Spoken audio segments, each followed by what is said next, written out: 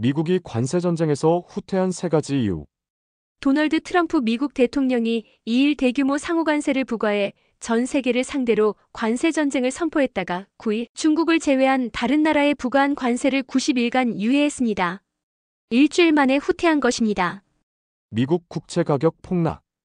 트럼프 대통령이 상호관세를 유예한 원인으로 가장 많이 꼽히는 건 미국 국채 가격 폭락입니다. 트럼프 대통령 본인도 관세 유예 이유에 관해 나는 국채 시장을 보고 있었다. 어젯밤에 보니까 사람들이 좀 불안해하더라라고 답했습니다. 그간 미국 정부는 10년물 국채 금리, 즉 국채 수익률을 낮추는데 정책에 초점을 맞춰왔는데 이 금리가 8일 3.886%에서 9일 4.516%로 뛰었습니다. 국채 금리는 국채 가격과 반비례하므로 국채 금리 폭등은 곧 국채 가격 폭락을 뜻합니다. 트럼프 정부가 가장 골머리를 썩이는 문제는 미국 정부 부채입니다. 미국 정부 부채는 지난해 말 기준 약 5경 2,500조 원에 이르며 지난해 국채 이자로만 1,300조 원 가까이 썼습니다. 따라서 국채 금리가 조금만 올라도 정부에 큰 부담이 됩니다. 그러니 국채 금리 폭등은 트럼프 정부의 최대 약점인 셈입니다. 또 국채 금리가 오르면 각종 금융상품의 금리도 함께 오릅니다. 주택담보대출 금리, 자동차 할부 금리 등이 10년물 국채 금리를 따라가게 되는데 이게 미국인에게 큰 부담을 줍니다. 즉 트럼프 정부를 향한 미국인의 불만을 키울 수 있고 나아가 경기 침체로 이어질 수도 있습니다. 미국 언론은 경제 혼란을 우려한 스콧 베선트 미국 재무부 장관이 트럼프 대통령을 설득해 상호관세 부과를 유예한 것으로 분석했습니다. 문제는 왜 10년물 국채 금리가 폭등했느냐입니다. 누군가 의도적으로 대량의 미국 국채를 팔아치웠을 것으로 보이는데 전문가들은 중국과 일본을 지목했습니다. 지난해 말 기준 미국 국채 보유국 순위를 보면 일본이 1조 598억 달러로 1위, 중국이 7,590억 달러로 2위, 영국이 7,227억 달러로 3위를 차지했습니다. 여기서 가장 크게 관세 공격을 받은 중국이 미국 국채를 대량으로 팔아치운 것 아니냐는 의혹이 제기됐습니다. 하지만 사실 여부는 당장 알 수가 없습니다. 5월 말이 되어야 중국의 4월 기준 외환 보유고 변동을 파악할 수 있기 때문입니다. 이런 가운데 갑자기 다수의 언론과 전문가들이 일본을 주목했습니다. 일본이 미국 국채 보유국 1위인데다 일본의 채권 자경단이 움직였다는 것입니다.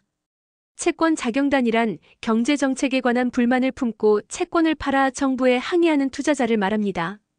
일각에서는 일부러 중국 대신 일본을 부각하는 것 아니냐는 의혹을 제기합니다.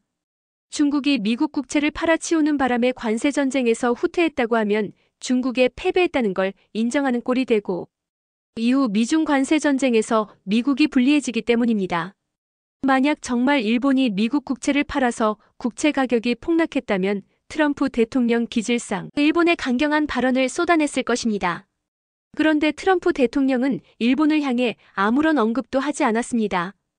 반면 중국을 향해서는 관세를 더 부과하지 않을 것이라고 말하면서 시진핑 국가주석은 내 친구이고 나는 그를 좋아하며 존경한다라고 했습니다.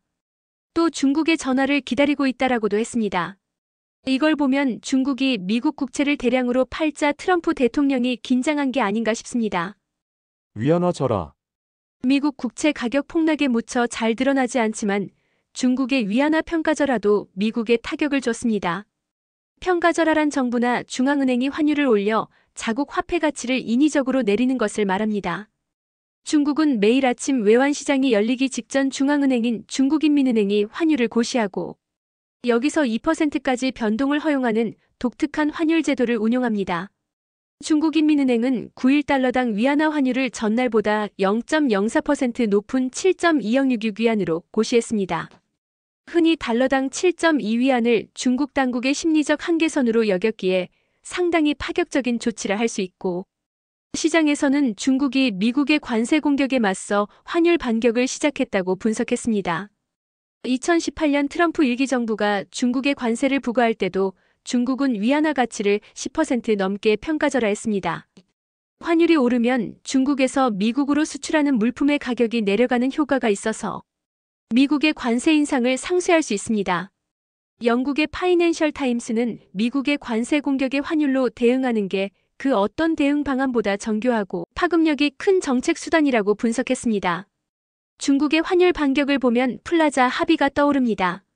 1985년 9월 22일 미국, 영국, 프랑스, 독일, 일본 등 5개국 재무부 장관과 중앙은행 총재들이 미국 뉴욕의 플라자 호텔에 모여 달러를 평가절하하기로 합의했습니다. 당시 미국은 물가 인상을 잡기 위해 장기간 고금리 정책을 폈는데 금리가 높으면 달러 가치가 높아져 수출에 불리합니다. 그래서 미국이 막대한 무역 적자에 시달리고 있었습니다. 이 문제를 해결하려면 금리를 낮춰야 하는데 그러면 물가가 다시 오를 수 있는 데다 고금리로 많은 돈을 벌던 금융자본도 반대했기 때문에 미국 정부는 금리를 낮추는 대신 다른 방법을 찾았습니다. 그래서 찾아낸 방법이란 게 주요 무역 상대국들을 불러 강제로 달러 가치를 내리는 것이었습니다.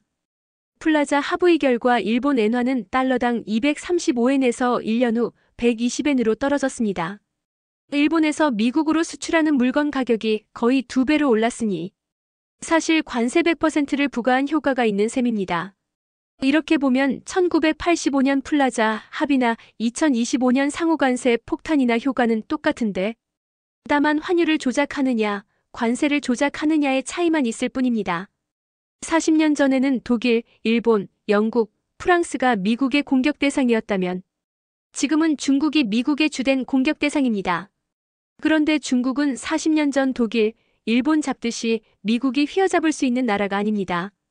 전 세계 산업 생산의 거의 3분의 1을 중국이 하고 있으며 이는 미국, 일본, 독일, 한국을 합친 것보다 더 많은 수준입니다. 현실에서는 중국이 환율로 미국을 궁지에 몰아넣는 역플라자 합의 현상이 나타나고 있습니다. 중국은 환율 반격과 함께 관세 반격도 계속하고 있습니다. 중국은 11일 125%의 대미 관세를 선포했습니다. 이와 함께 대미 히토류 수출 중단, 미국 여행 자제령, 미국 영화 수입 축소 등의 조치를 잇따랐습니다. 이 때문인지 트럼프 대통령은 12일 스마트폰, 컴퓨터 등 중국의 주요 생산시설이 밀집된 품목을 상호관세 부과 대상에서 제외했습니다. 이에 미국 언론들은 대중 관세 장벽에 큰 구멍이 뚫렸다라며 트럼프 정부가 중국에 굴복하는 듯한 모습을 보였다고 평가했습니다. 그러자 트럼프 정부는 품목 분류를 조정한 것일 뿐 관세 면제란 없다고 말을 바꾸는 등 오락가락하고 있습니다. 전 세계적인 반미 친중 움직임. 미국의 상호관세 조처는 많은 나라의 반발을 불렀습니다. 이번 상호관세 조처 이전에 이미 관세 공격을 받았던 캐나다와 멕시코는 미국의 강경 대응을 천명했습니다. 중국에 이어 유럽연합도 보복 관세를 매기겠다고 선언했습니다. 이게 과거와 크게 달라진 점입니다. 또 세계 각국은 미국 중심의 세계 경제 틀을 부수고 미국을 배제한 새로운 경제 틀을 만들어가고 있습니다. 트럼프 일기 정부 때부터 바이든 정부까지 미국은 장기간 중국을 세계 시장에서 고립시키기 위해 큰 노력을 해왔습니다. 이른바 디커플링 혹은 탈동조화라 부르는 중국 고립봉쇄 정책으로 세계 각국이 중국과 거리를 두게 만든 것입니다. 그러나 이번 상호관세 조치로 이런 노력이 일거에 물거품이 되고 있습니다. 지난 11일 시진핑 주석과 페드로 산체스 스페인 총리가 베이징에서 정상회담을 열었습니다. 이 자리에서 시 주석은 관세 전쟁에는 승자가 없다라며 중국과 유럽연합이 미국의 괴롭힘에 함께 맞서야 한다라고 강조했습니다. 실제로 유럽연합은 중국과 중국산 전기차에 대한 고율 관세를 폐기하는 협상을 시작하기로 했습니다. 만약 중국과 유럽연합 사이에 자유무역협정이라도 체결한다면 미국은 큰 타격을 입을 것입니다. 또 시 주석은 14일부터 18일까지 미국의 관세 폭탄을 맞은 베트남, 말레이시아, 캄보디아를 방문하기로 했습니다. 이처럼 세계는 미국의 구상대로 흘러가지 않습니다. 이게 미국이 상호관세를 90일 유예한 배경이 되었을 것입니다. 미국은 관세 전쟁에서 이미 대패했지만 이를 숨기기 위해 허세를 부립니다. 어쩌면 주관적 욕망에 눈이 멀어 윤석열처럼 아직도 자기가 이길 거라 믿고 있을지도 모를 일입니다.